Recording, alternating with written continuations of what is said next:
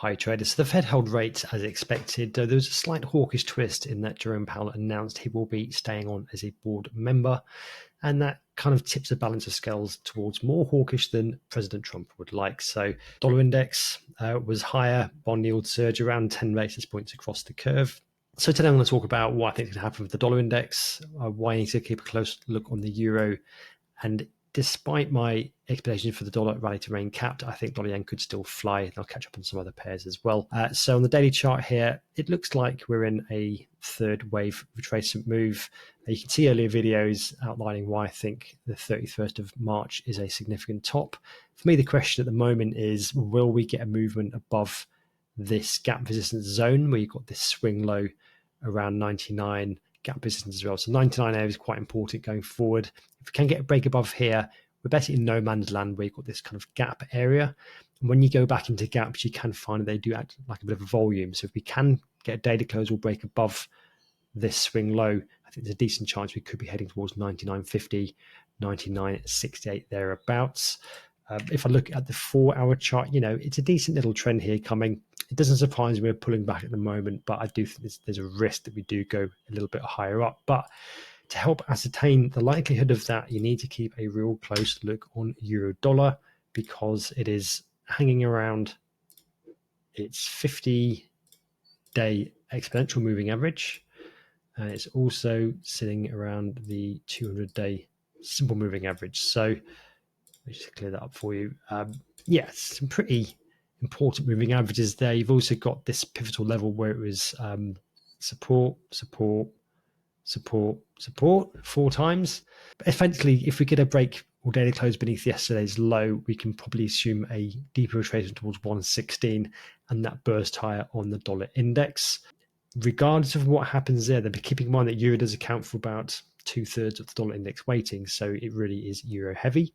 Despite that, I do still think that dollar yen could rally irrespective of what happens on euro.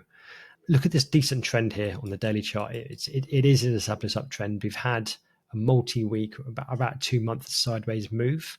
I think we can now write off the potential of this being a rounding top, and momentum's now building up higher. And not only do we have this prominent swing low here, burst higher consolidation, we've now got range expansion back into these highs.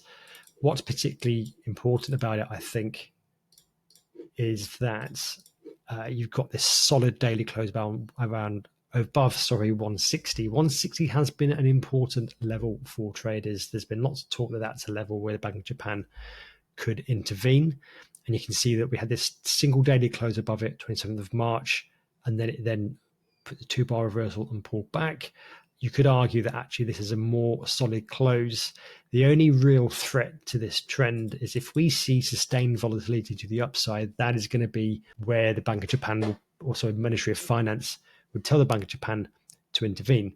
If we get a breakout and it trends steadily higher, then I don't really think there's an issue, in which case we're probably looking up for move to 162. Of course, at the moment, it is a massive level to break this March high at the moment. It doesn't surprise me at all that we're getting a bit of a pullback. In fact, I said as much in today's report.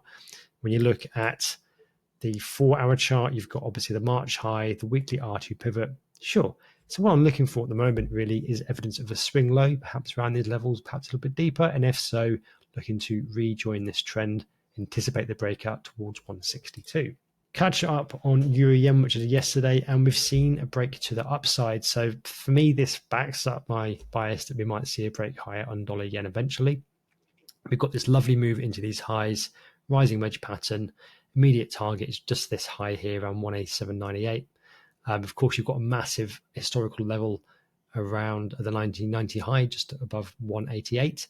So next target is around here. It's an obvious level to have a bit of a shakeout.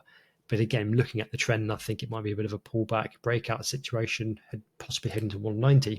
If we look at Euro CAD, because I did cover that in yesterday's video, and it's reached an interesting level now. As a quick recap, had a nice solid rally, retraced around 50% of it. Yeah.